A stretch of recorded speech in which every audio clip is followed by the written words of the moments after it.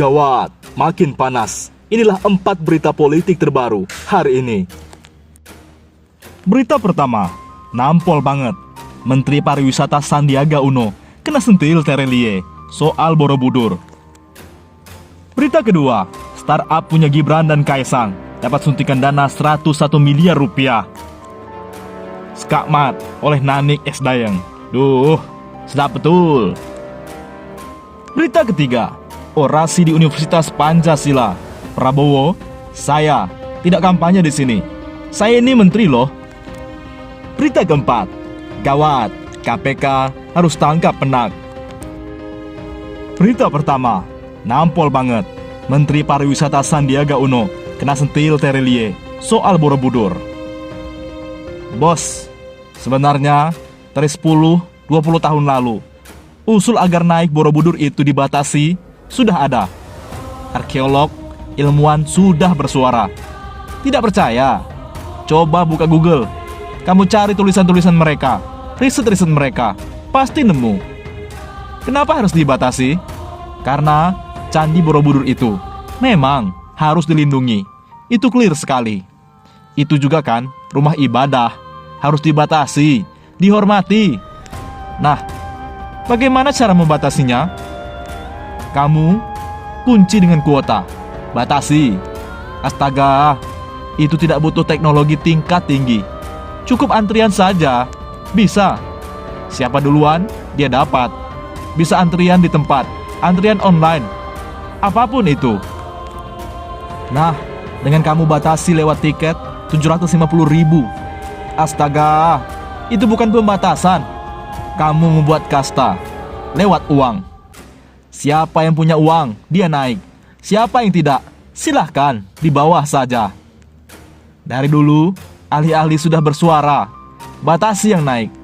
Jangan heroik sekali, seolah kalian yang punya ide itu. Gaya sok melestarikan. Malah pasang tiket, malah buat yang naik. Mahal, itu kan lucu. Juga soal turis yang duduk sembarangan, nyampah dan lain-lain. Kamu didik dong. Kamu paksa mereka tertib. Itulah guna pengelola. Kenapa sih orang-orang itu bandel? Simple, karena hukum tidak ditegakkan. Cobalah kamu tulis di depan candi, siapa yang nyampah didenda 1 juta. Dan kamu tegakkan tanpa ampun. Kamu pasang CCTV, petugas, dijamin yang bandel-bandel pada kapok.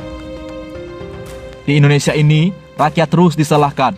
Lupa, rakyat itu ndablek. Karena hukum, peraturan, memang dikasih contoh buat dilanggar. Bisa mendidik mereka? Bisa. Soal Borobudur ini, simpel banget deh. Kalau kamu memang benar-benar mau melindunginya. Pertama, tutup total akses ke atas. Siapapun tidak boleh.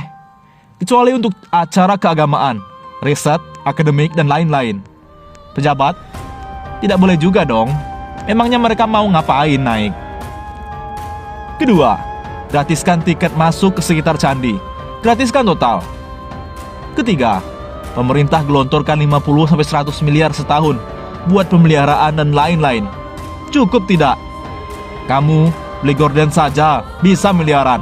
Masa untuk Candi Borobudur tidak bisa? Semua happy, rakyat happy, Borobudur aman. Tapi begitulah, sejak dulu di negeri ini apapun dijadikan cuan. Dikit-dikit tiket, dikit-dikit masuk bayar. Revolusi mental yuk.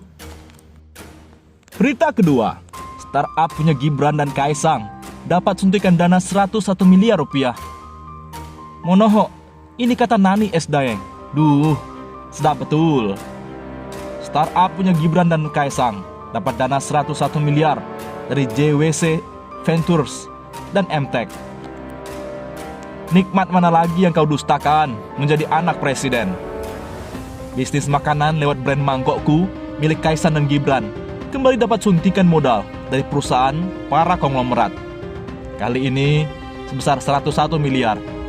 Setelah sebelumnya, mangkokku di tahun 2020 juga dapat 29 miliar dari perusahaan yang sama, JWC Venture. Mendapat suntikan dana mudah mah, biasa ya. Oh iya, sebelumnya bisnis es doger, Gibran, juga dapat suntikan dana 71 miliar rupiah.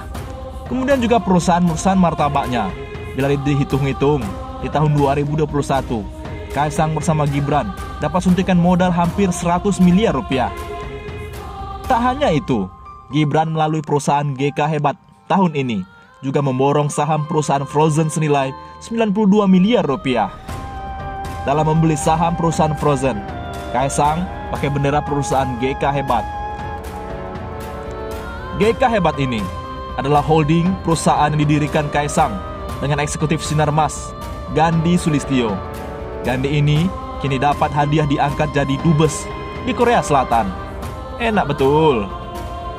Siapa Sinarmas Group? Perusahaan keluarga Eka Cipta Wijaya, pemilik konsesi lahan negara terbesar di negeri ini. Konon mencapai 7 juta hektar. Dan sebagian besar ditanami kelapa sawit. Dia juga pemilik industri minyak goreng terbesar dengan merek Vilma, Kunci Mas, dan lain-lain. Jadi ingat, minyak goreng gak turun-turun ya harganya. Boleh saya tanya, andai anak Anda dibantu para konglomerat dan Anda jadi ketua RT misalnya, beranikah Anda menegur konglomerat yang nimbun minyak di gudangnya atau suka-suka menaikkan harga minyak? Kembali ke laptop. Enak banget ya nasib Kaisang dan Gibran. Saat usai pandemi, perusahaan lain kelimpungan susah cari modal. Mereka meski dilaporkan ke KPK oleh para aktivis beberapa waktu lalu, ternyata masih dapat lagi kemarin dana segar 101 miliar untuk bisnis makanannya. Nggak boleh ngiri, nganan aja.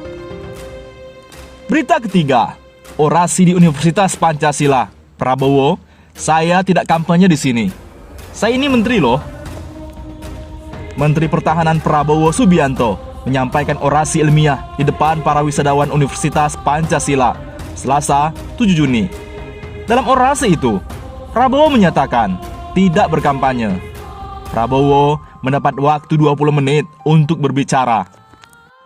Setelah orasi, Prabowo menegaskan dirinya tidak berkampanye di hadapan wisadawan Universitas Pancasila.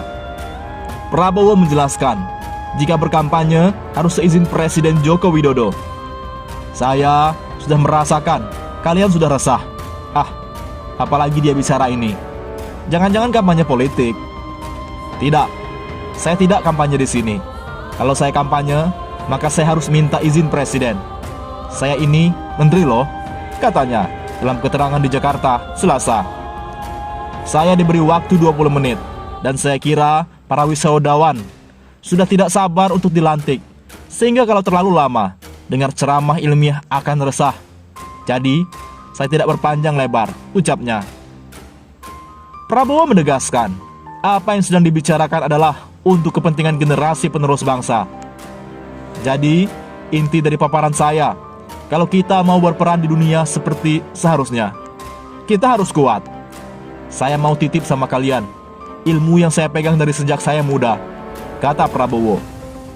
Prabowo memberikan kata-kata motivasi bagi para wisadawan yang bisa dijadikan kunci keberhasilan.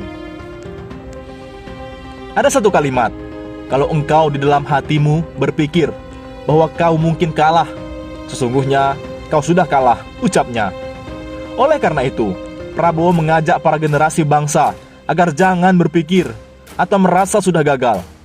Menurut dia, mungkin saja seseorang telah kalah, tapi jangan menganggap kekalahan sebagai akhir, tetapi sebagai kemenangan yang tertunda. Kalau kau jatuh itu biasa. Petarung kadang-kadang jatuh, kadang-kadang KO, knockout. Yang penting bukan jatuhnya, tetapi bagaimana kau berdiri kembali. Kalau ujian kamu sekali tidak lulus, jangan menangis. Belajar lagi supaya kau lulus. Jangan cari bocoran soal, ucapnya. Prabowo mengingatkan tentang sifat-sifat menuju keberhasilan. Salah satunya adalah jangan berhenti membaca buku yang tebal. Menurut dia, jangan hanya jadi pajangan. Asah kecerdasanmu. Jangan anggap bahwa kecerdasan itu dilahirkan. Jadi, kalau saya tidak cerdas, salah orang tua saya. No, tidak. Kecerdasan bisa kau asah, asal ada will, kemauan dan disiplin, kata Prabowo. Prabowo mengatakan orang tuanya seorang mantan guru besar, profesor yang bisa mendapatkan semua gelarnya karena menjalankan hidup dengan bekerja keras.